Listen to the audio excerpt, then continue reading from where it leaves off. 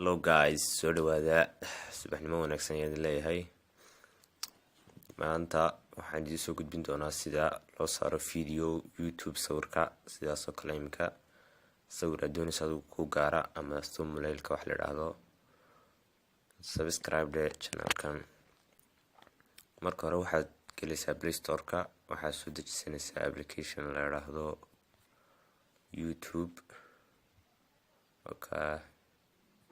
YouTube Studio halkan ku qoraysaa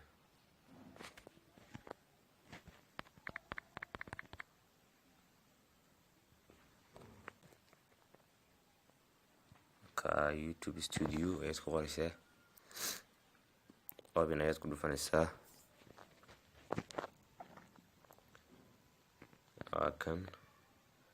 kan baad ku dhufanaysaa imika كايرة وحسكو دفنسا علامة edit ku qoran tahay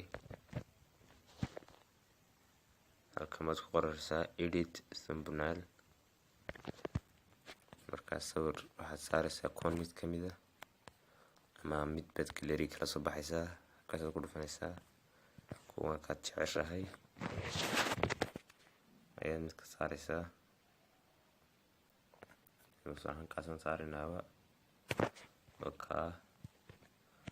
Saria selective ayaa oranaysaa save as aad doonayso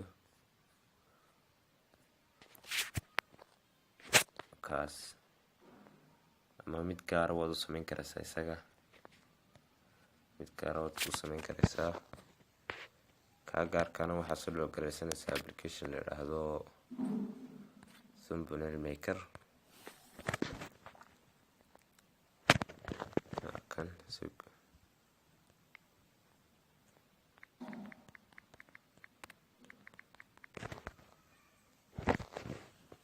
kan sareeya inuu soo galeysan open waad ku dhufanaysaa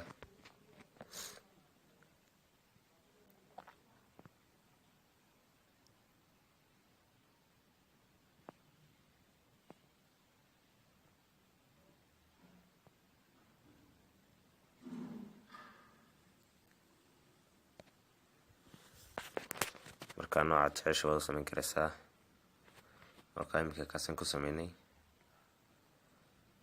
marka sidaas aad samayn karaysaa halkan marka qoraalkaad ka qoraysaa halkan background-ka bedelaysaa marka hore doonto background-ka ka bedelaysaa waxaad background ka dhigaysaa halkan ka dooranaysaa ka jecesha hadan ka soo deynaysaa laakiin inuu ka bedelmayna imika halkan waa halkii farta farta noocaas ka dhigaysaa waxaad qortay halkan ma waxaad soo qabanaysaa sawirada yaryar ayaad mar mid ka soo qabanaysaa inta mid cusub baad saaraysaa halkan waa add new icon kan cusub ayaad ku soo kordhinaysaa qoraalkina kaas ka oo maasantihiin. Assalaamu calaykum waraxmatullaahi wabarakaatuh. Subscribe channel-kan.